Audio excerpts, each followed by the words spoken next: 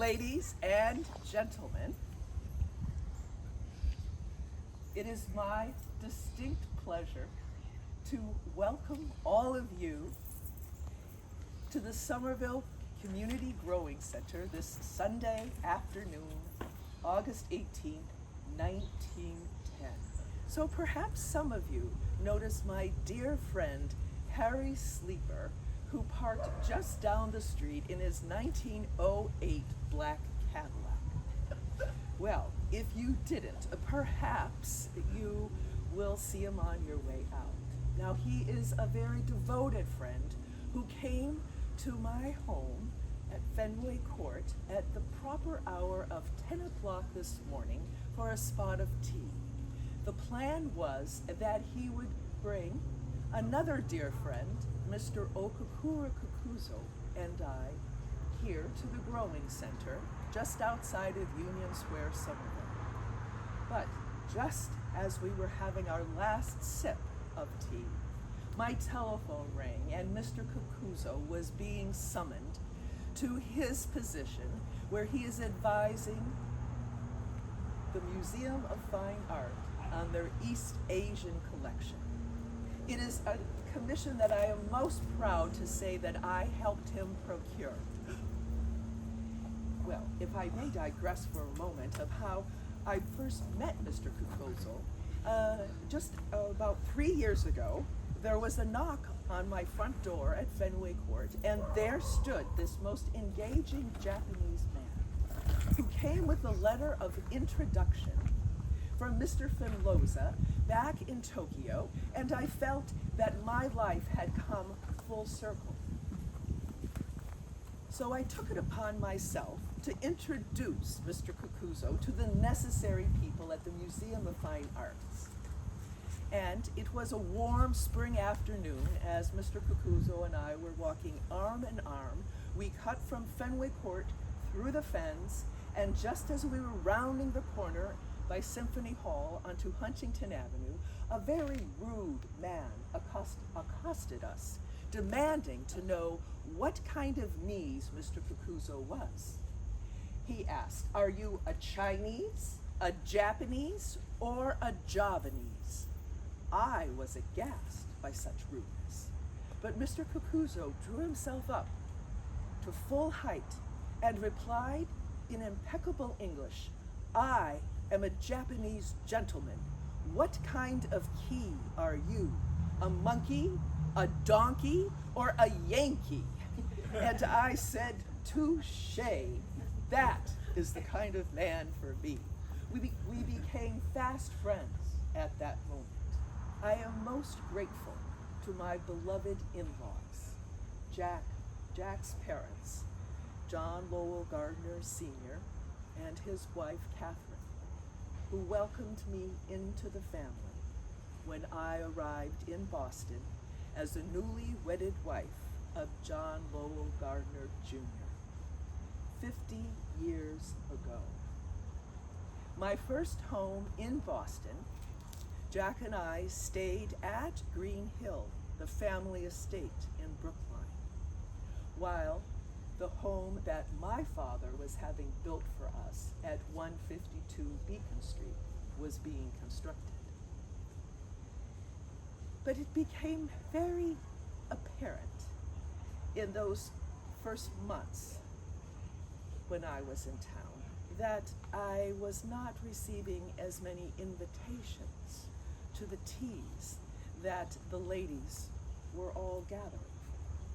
My mother-in-law, being very astute, welcomed me to garden with her on this family estate at Green Hill.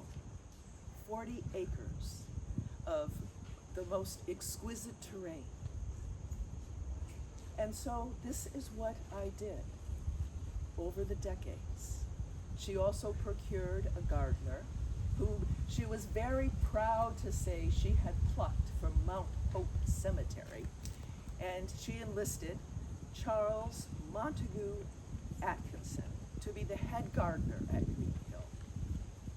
It is true, though, that both of my in-laws, Jack Sr. and Catherine, actually designed the gardens it was Mr. Atkinson who did much of the manual labor in the planting, but we considered ourselves a team. He was a British gardener, and he was very astute in the many aspects of gardening.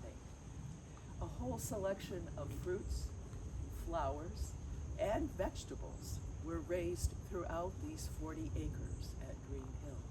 And it was during this time on Beacon Street that I accepted a personal invitation from Charles Eliot Norton, the professor of art history at Harvard College. He was gathering together a group of graduate and undergraduate students, as well as the public at large, to join in these discussions of art and to heighten our sense of aesthetics. Collecting art was a shared passion with Jack and I. And in the back of my mind, I always thought that I would just make necessary changes to 150, 152 Beacon Street. But it was Jack who came up with the idea first, that we should build anew. He was most emphatic. And soon, in time, it became clear that that was indeed the way to go. My father-in-law bequeathed Green Hill to Jack and I. It was such an honor to take on the care of this land. I had been working with the same gardener, this Mr. Atkinson, since he first came to Green Hill. I contacted my architect, Mr. Willard Sears, and told him quite simply that I was ready to proceed with my house museum.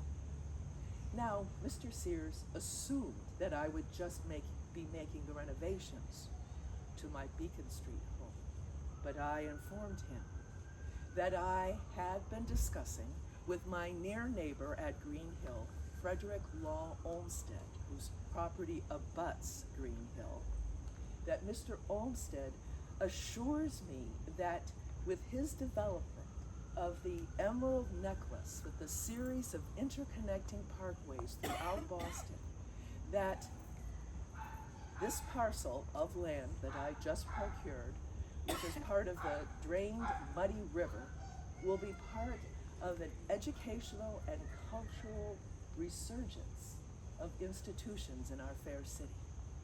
Also, it will be very near Fenway Park, which, as we know, the Red Sox are one of my great passions.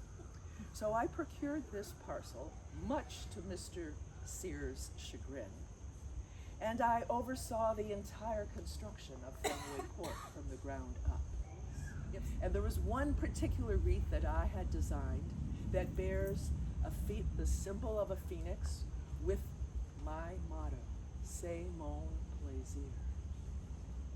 It is my pleasure. And all of Boston did reign. And it did, indeed, begin a new chapter in my life. I realized that so much of my life experience has been based in the gardens and greenhouses at Green Hill. So that when the City Beautiful movement was launched in the last decade, I am most grateful to participate in that with my local bank. Starting 4 years ago in 1906, I have put up a purse of $100 each summer for the best gardens in the north, south, and west ends of Boston.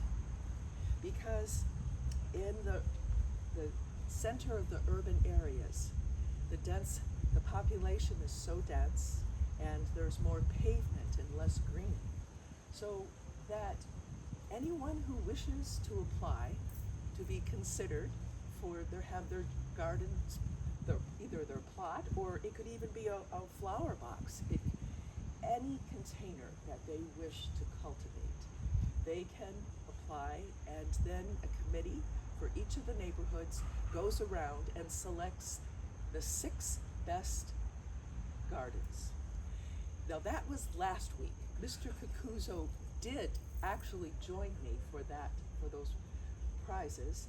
And then next week, or this week coming, I shall host those 18 winners with their family members for a picnic at Green Hill. You might have some other questions, comments, or concerns, so I can take a question or two if you have one.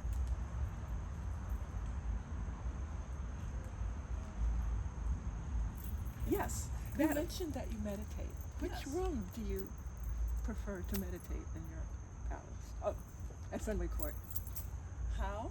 Which room? Did you have a which special room? space? Well, that's a very good question. So I will alter the location. Sometimes it is on the third floor. So I did not talk about my infamous portrait by Mr. Sargent, the painter. But that is in the Gothic room, which is presently closed to the public until my passing because of the to-do that it caused way back when it was unveiled. We won't get into those details today. But opposite that, on the other corner, is my personal chapel, where a Cowley father comes once a week to hear my confession and bring me Holy Communion. So sometimes after the Cowley father has left, I will sit in my cushioned seat and meditate. Other times I will sit on various the tile pathways through my courtyard garden. I will sit there. And I also am very fond of my McKnight room because all of the treasures in that room are from local artists. That's a very good question. Anyone else?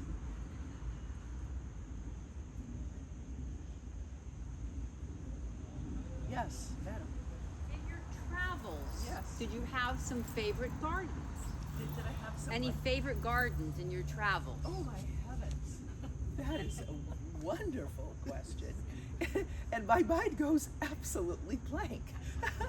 Of course the Tuileries in Paris, but I mean, that goes without saying.